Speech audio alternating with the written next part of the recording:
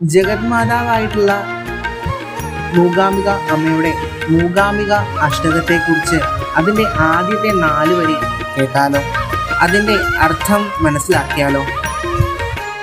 നമസ്തേ ജഗദ്ധാത്രി സദ്ബ്രഹ്മരൂപേ നമസ്തേ ഹരോപേന്ദ്രദാത്രാദിവന്ദ്യേ നമസ്തേ പ്രപന്നേഷ്ടധാനൈകദക്ഷേ നമസ്തേ Mahalakshmi കോലാപുരേശി.